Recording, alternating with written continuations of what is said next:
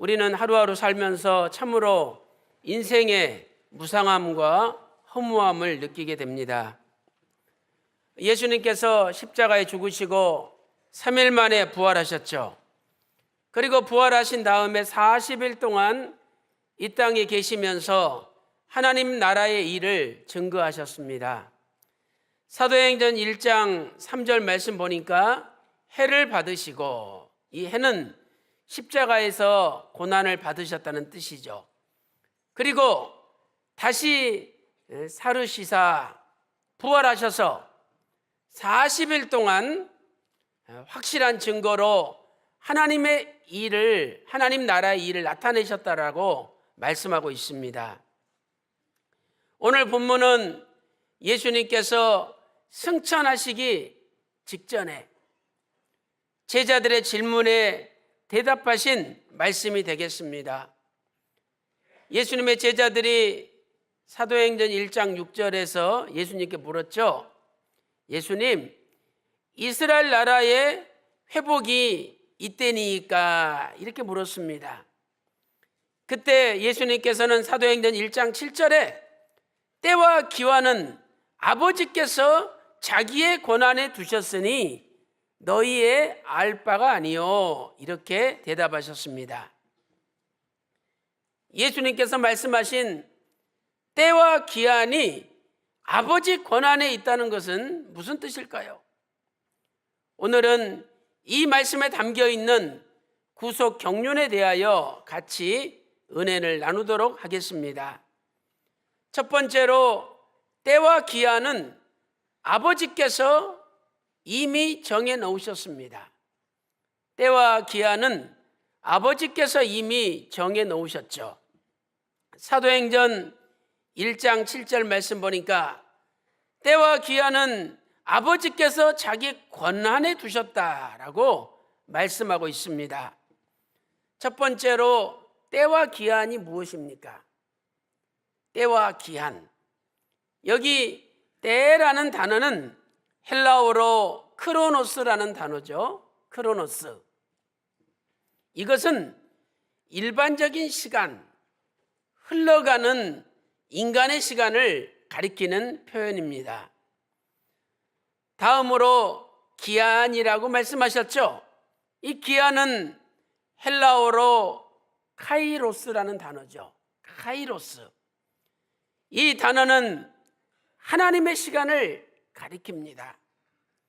흘러가는 인간의 시간 속에 하나님께서 특별한 섭리를 가지고 개입하시는 사건, 개입하시는 시점을 가리키는 시간입니다. 예수님께서 이 땅에 성육신 하셨죠. 예수님의 성육신 사건도 때와 기한이 차서 이 땅에 오신 것이죠. 마가복음 1장 15절 말씀 보니까 회개하고 하나님 나라가 가까웠음을 믿으라고 말씀하고 있습니다. 이때 때가 찼고 하나님 나라가 가까웠다라고 말씀하셨죠. 여기 때라는 단어는 헬라어로 카이로스죠. 하나님의 정해 놓으신 시간이 가득 찼다는 뜻입니다. 또한 갈라디아서 4장 4절에 예수님께서 오심을 증거하고 있습니다. 때가 참에 그 아들을 여자에게서 나게 하시고 율법 아래 나게 하셨습니다. 갈라디아 4장 4절에 때가 참에라는 단어는 헬라어로 크로노스죠. 사람의 시간, 흘러가는 일반적인 시간을 가리킵니다. 우리가 손뼉을 칠 때 두 손이 딱 맞아야 소리가 나죠. 그런 것처럼 예수님께서 이 땅에 오신 것도 하나님의 시간과 사람의 시간이 맞았기 때문에 정해놓은 기한이 돼서 예수님이 오셨다는 말씀입니다. 하나님의 관점에서 볼 때 인간들이 죄와 사망 가운데 신음하고 있는데 이제 예수 그리스도를 보내야만이 되겠다라고 하나님이 생각하신 거죠. 또한 인간의 관점에서 볼 때 예수님이 오시지 않으면 도저히 살 수 없는 인간의 죄악과 인간의 생각이 사단 마귀의 역사가 가득 찬 시기가 되었다는 말씀입니다. 두 번째, 두셨으니는 무슨 뜻입니까? 때와 기한은 아버지께서 자기의 권한에 두셨다라고 말씀하고 있죠. 여기 두셨으니라는 단어는 헬라어로 티데미라는 단어죠.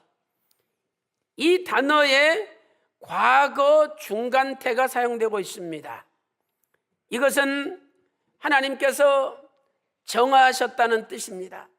하나님께서 이미 과거에 하나님의 때와 하나님의 기한을 정해 놓으셨다는 말씀이죠. 에베소서 1장 9절 말씀 보니까 때가 찬 경륜을 이라는 표현이 나옵니다. 때가 찬 경륜, 때가 찬 경륜을 위하여 예정해 놓으신 것이라. 이때 때라는 단어는 카이로스죠. 공동 번역에서는 이 부분을 이렇게 번역하고 있습니다. 하나님께서 미리 세워놓으신 계획대로 진행된 것이라. 하나님께서 미리 계획해 놓으신, 미리 예정해 놓으신 대로 진행된 거라는 거죠. 우리는 과거 노아 홍수 심판이 노아 600세 2월 17일 날 일어났다는 것을 알 수 있습니다. 또 일주일 전 노아 600세 2월 10일 날 노아로 하여금 방주에 들어가라고 명령을 하셨습니다. 이때도 하나님께서 알려주시지 않으면 종말의 때를 알 수 없었던 것이죠. 그러나 하나님께서는 때가 되면 반드시 그 종말의 때를 알려주십니다. 에베소서 1장 9절 뒤에는 이렇게 기록하고 있습니다. 그 뜻의 비밀을 우리에게 알리셨으니, 하나님께서 그 뜻의 비밀을 우리에게 알려주셨다라고 상반절에 말씀하고 있습니다. 그리고 이어서 나오는 말씀이 때가 찬 경륜이라고 말씀하신 것이죠. 이것은 무슨 뜻입니까? 하나님께서 하나님의 시간이 되면 반드시 그 뜻의 비밀을 우리에게 알려주신다는 거죠. 그러므로 우리에게는 소망이 있는 것입니다. 마태복음 24장 37절부터 38절 말씀 보니까 인자의 임함은 노아 때와 같다라고 말씀하고 있습니다. 노아에게 종말의 때를 정확하게 알려주신 하나님께서 우리에게도 그 때가 도래하면 반드시 종말의 때를 알려주실 줄로 믿습니다. 이것이 우리의 소망인 거죠. 큰 두 번째로, 하나님의 때에 맞는 말씀이 가장 아름답습니다. 하나님의 때에 맞는 말씀이 가장 아름답습니다. 잠언 15장 23절 말씀 보세요. 사람은 그 입의 대답으로 말미암아 기쁨을 얻는다라고 말씀하고 있죠. 구속사의 각 때와 기한은 시대마다 다릅니다. 하나님께서는 구속사의 시대마다 거기에 적합한 때, 적합한 기한에 맞는 말씀을 선포해 주시는 거죠. 노아가 방주를 지어야 할 때가 되었습니다. 그래서 하나님께서는 창세기 6장 14절에 노아야 잣나무로 방주를 지어라, 안팎으로 역정을 칠하라, 이렇게 명령하신 거죠. 또한 노아가 방주에 들어갈 때가 되었습니다. 그래서 창세기 7장 1절에 노아야 이제 방주에 들어가라, 이렇게 명령하셨던 거죠. 만약 노아가 방주도 완성이 되지 않았는데 사람들한테 여러분 방주에 들어오십시오 이렇게 말씀을 전했다면 그것은 때에 맞는 말씀이 아닌 거죠. 노아가 방주를 지을 때는 여러분 다 같이 방주를 지읍시다 이렇게 말해야 하나님의 구속사 경륜의 때에 맞는 아름다운 말씀이 되는 겁니다. 그러므로 오늘날 우리도 하나님의 때에 맞는 말씀을 전해야 됩니다. 예수님께서 승천하시기 직전 예수님의 제자들이 예수님에게 묻습니다. 사도행전 1장 6절 말씀 보니까 예수님 이스라엘의 회복이 이때니까 라고 물었습니다. 지금 제자들의 관심은 예수님이 승천하시는데 예수님의 승천 관심이 없습니다. 오히려 이 이스라엘 나라 언제 로마의 학장에서 해방되느냐 이것이 더 관심이 있는 거죠. 그러나 그것은 때에 맞는 질문이 아니었습니다. 그래서 예수님께서 사도행전 1장 7절에 때와 기한은 아버지께서 자기의 고난에 두셨으니 너희의 알 바가 아니요라고 말씀하셨던 것이죠. 예수님께서 제자들과 이 대화를 할 때는 주후 29년경입니다. 그리고 이스라엘 나라는 회복되기는커녕 주 70년에 완전히 로마에게 멸망을 당하고 말았습니다. 지금 예수님이 보실 때는 이스라엘의 멸망이 점차 다가오고 있습니다. 그런데 제자들은 멸망에 대해서는 관심이 없고 이스라엘의 회복을 바라보며 거기에만 관심을 가지고 있습니다. 이스라엘이 언제 회복되었습니까? 1948년 5월 15일 날 회복이 되었습니다. 1948년 5월 15일 회복될 일을 주 29년에 묻고 있으니 지금 나라가 멸망의 길을 가고 있는데 어떻게든지 나라를 멸망의 길에서 구할 것인가를 생각해야지 나라가 회복될 것을 바라보고 있으니 얼마나 역사의식이 뒤떨어지고 잘못된 것입니까? 그래서 예수님께서는 답답하셔서 야 너희들 알 바 아니야? 왜 알라고 해? 이러면서 책망을 하셨던 거죠. 실로 그들의 질문은 하나님의 시간과 아무 상관이 없는 잘못된 질문이었던 것입니다. 예수님께서는 예루살렘에 입성하실 때도 예수님의 제자들을 향하여 무지한 이스라엘 백성들을 향하여 예루살렘의 멸망을 선포하셨습니다. 누가복음 19장 43절과 44절 말씀을 보세요. 이제 날이 이를지라 네 원수들이 토성을 쌓고 사면으로 가두고 너와 또 그 가운데 있는 네 자식들을 땅에다가 메어 치리니 돌 위에 돌 하나도 남지 않고 완전히 멸망되리라. 그것은 너희가 나의 권고받는 날을 알지 못함이니라. 이렇게 탄식하셨습니다. 얼마나 가슴이 아팠든지 예수님께서 눈물을 흘리며 이 말씀을 하셨던 거죠. 디도서 1장 3절 말씀 보니까 디도서 1장 3절에 자기 때에 자기 말씀을 전도로 나타내셨다라고 말씀하고 있습니다. 전도는 우리 아버지 하나님께서 우리에게 명하신 것이라고 말씀하고 있습니다. 하나님께서는 구속사의 각 시대마다 거기에 맞는 말씀을 주시는 것입니다. 그러므로 우리도 구속사의 때에 맞는 말씀을 받아 그 말씀을 전해야 하나님의 아름다운 성도가 되는 것이죠. 오늘 우리는 하나님의 음성을 들으며 과연 내가 지난 1년 동안 구속사의 때에 맞는 말씀을 전했는지 다시 한번 돌아봐야 될 줄로 믿습니다. 부디 우리의 남은 생애가 구속사 말씀을 열심히 전함으로 네가 때에 맞는 말씀을 전하는구나, 너 참 아름답구나, 하나님 앞에 칭찬받고 인정받는 평강의 모든 권속들 다 되시기를 주님의 이름으로 축원합니다. 큰 세 번째로, 성령을 받아 땅끝까지 복음을 전해야 합니다. 성령을 받아 땅끝까지 복음을 전해야 됩니다.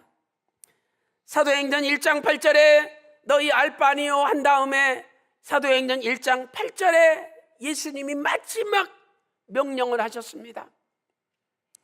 성령이 임하시면 너희가 권능을 받고 예루살렘과 온 유대와 사마리아와 땅끝까지 이르러 내 증인이 되리라. 이것은 예수님의 마지막 말씀입니다. 여기서 예수님은 우리에게 무엇을 요구하고 계십니까? 첫 번째로, 성령이 도착해야 합니다. 성령이 도착해야 돼요. 사도행전 1장 8절에 성령이 너에게 임하시면, 이 임하시면, 이 말씀, 이 단어는 헬라어로 에페르코마이, 그래서 도착하다는 뜻이에요. 성령이 우리에게 도착해야 됩니다. 너희에게, 이 너희에게란 단어는 에프휘마스, 이것은 너희 위에, 이런 뜻입니다. 지금 제자들 위에 성령이 도착해야 된다는 말씀입니다. 누가복음 3장 22절 말씀 보니까 예수님 위에 성령이 내려왔죠. 그때도 에페르코마이라는 단어를 쓰고 있습니다. 성령이 형체가 비둘기같이 예수님 위에 임하셨습니다.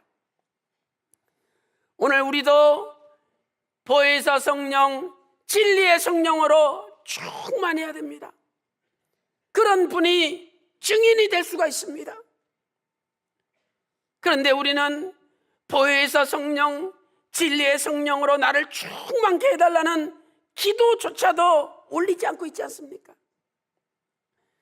요한복음 14장 26절 보세요. 보혜사 아버지께서 그 이름으로 보내실 성령이 너희에게 모든 것을 가르치시고 모든 것을 생각나게 하시리라. 보혜사 성령을 누가 보내십니까? 아버지께서 보내시는데 그 아버지의 보혜사 성령을 받으면 모든 것을 가르칠 수 있고 모든 것을 생각나게 해주신다라고 약속하고 있습니다. 또한 요한복음 16장 13절 말씀 보세요. 진리의 성령이 오시면 그가 너희를 모든 진리 가운데로 인도하시리니 그가 장래 일을 너희에게 알리시리라 말씀하고 있습니다. 진리의 성령이 오시면 우리가 모든 진리 가운데 인도함을 받죠. 그러니 성경 읽을 때 모르는 게 있겠습니까? 모든 진리 가운데 인도해 주시는데, 그래서 앞으로 장래 일, 종말의 일, 앞으로 일어날 일까지도 알 수 있다는 겁니다. 진리의 성령이 역사하지 않고 보혜사 성령이 역사하지 않고 종말의 일을 얘기하는 것은 다 잘못된 거예요. 가짜입니다.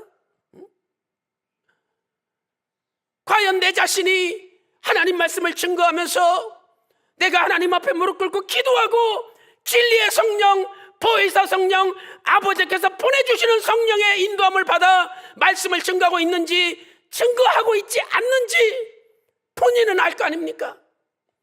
그래서 우리는 늘 하나님 말씀을 전할 때 무릎 꿇고 기도하면서 아버지께서 나에게 보혜사 성령, 진리의 성령을 보내달라고 간절히 매달려야 되는 것이죠. 하나님의 역사가 그렇게 세상 할 짓 다 하고 먹을 것 다 먹고 놀고 싶은 거 다 놀고 만날 사람 다 만나고 내가 갖고 싶은 거 다 가지면서 어떻게 그런 사람을 통해서 진리의 성령, 보혜사 성령님께서 역사하시겠습니까? 오늘 우리는 이 말씀을 깊이 마음에 새겨야 됩니다. 두 번째로 권능을 받아야 됩니다. 권능. 사도행전 1장 8절 말씀 보니까 너희가 권능을 받고, 이 권능은 헬라어로 뒤나미스입니다. 다이너마이트가 터지는 것과 같은 강력한 능력을 가리킵니다. 성령이 너희에게 임하시면, 성령이 너희에게 도착하면 그 사람에게는 권능이 나타납니다. 다이너마이트가 폭발할 것 같은 능력이 나타납니다.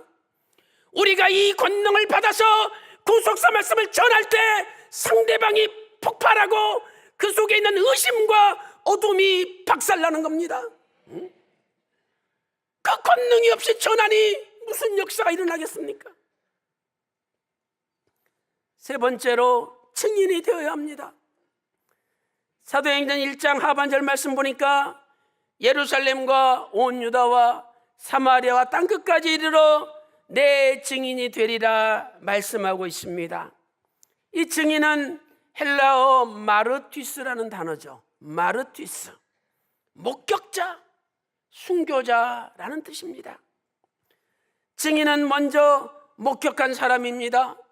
우리는 아버지 말씀을 목격한 사람들입니다. 요한일서 1장 1절 말씀 보니까 우리가 귀로 듣고 눈으로 보고 주목하고 손으로 만진 바 되었느니라. 태초부터 있는 생명의 말씀을 목격했다는 거죠. 목격한 사람은 증거 안 할 수가 없습니다.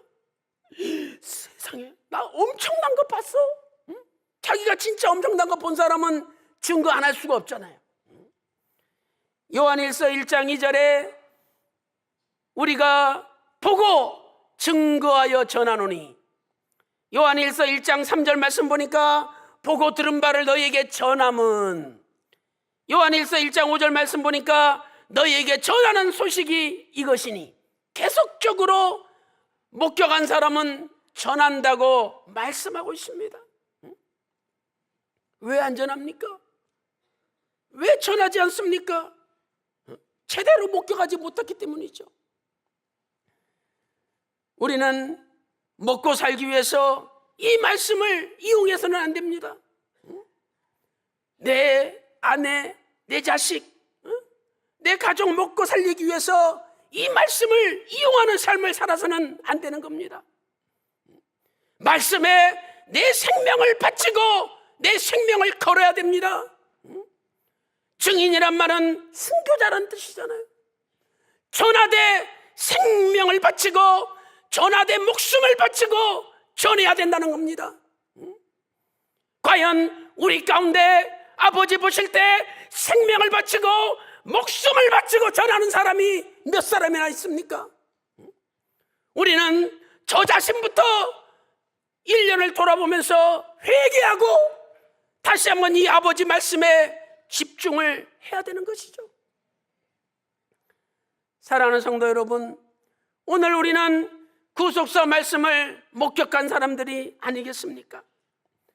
바라옵기는 이제 목격한 것을 전하는 증인이 되시되 생명 바쳐 전하는 증인이 되심으로 하나님 아버지께서 다 기뻐하시는 위대한 증거자로 인정받으시기를 주님의 이름으로 축원합니다.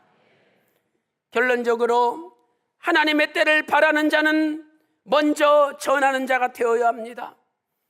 하나님의 때를 바라보는 자는 먼저 말씀을 전하는 자가 되어야 되죠. 예수님께서 사도행전 1장 8절에 성령이 너희에게 임하시면 너희가 권능을 받고 내 증인이 되리라 말씀하시죠. 그리고 예수님께서 저희 보는 데서 하늘로 올리고 가셨습니다. 사도행전 1장 9절에. 그러니 제자들이 자세히 하늘을 쳐다보겠죠. 예수님 마지막으로 올라가시는 순간이니까. 그때 흰옷 입은 두 천사가 나타났습니다. 사도행전 1장 11절에 갈릴리 사람들아 어찌하여 하늘을 쳐다보느냐, 하늘로 올리우신 예수는 가심을 본 그대로 오시리라 위대한 말씀을 전했습니다. 예수님께서는 가심을 본 그대로 오신다는 거예요. 그래서 하늘 쳐다보지 마라 책망했습니다. 아니, 예수님께서 증인이 되라 그랬으면 빨리 나가서 증인이 돼야지 왜 하늘만 쳐다보고 있느냐 책망한 것입니다. 지금 하나님께서는 이 땅에 남아있는 제자들에게 맡겨주신 복음의 증인이 되라고 명령하고 있는 것입니다. 정말로 이스라엘의 회복을 바라본다면 당장 나가서 복음을 전하라, 이렇게 외치고 있는 것이죠. 이 말씀을 들은 예수님의 제자들은 전 세계로 흩어졌습니다. 그리고 전 세계에 흩어져서 예수님의 십자가의 복음을 전하면서 전부 생명 바쳐 순교를 당했습니다. 오늘 우리도 복음을 가지고 나가야 되지 않습니까? 안 나가려고 합니다. 다 자기 자리에 안주하고 자신의 이익과 자신의 권리와 자신의 포션을 지키려고 하는 거죠. 그러나 예수님의 제자 중에 머물러 있는 사람이 있었습니까? 다 나가지 않았습니까? 나갔어요. 진정한 증인이 되어서 순교를 당함으로 예수님의 마지막 명령에 순종했던 것입니다. 하나님께서는 마침내 사도 요한이라는 제자에게 하나님의 때에 관한 계시를 마지막으로 보여주셨습니다. 그리고 사도 요한이 아버지 때에 대해서 다 증거해 놓았으니 그것이 바로 요한계시록이 아니겠습니까? 사랑하는 성도 여러분, 예수님께서 제자들이 이스라엘의 회복이 이때니까 물어봤을 때, 야, 때와 기한은 아버지 권한에 있어, 너희들이 알 바가 아니야, 그러면서 증인이 되라고 명령하셨죠. 오늘 우리도 증인이 돼야죠. 왜 이 교회 안에, 집 안에 그냥 가만히 계십니까? 전 세계 평강의 권석들이 이제는 주저앉아 있지 말고 일어나서 구속사 말씀을 땅끝까지 전파하는데 생명 바쳐 충성함으로, 야, 너 아름답구나, 아버지 앞에 칭찬과 존귀와 영광을 받는 저와 여러분 다 되시기를 주님의 이름으로 축원합니다.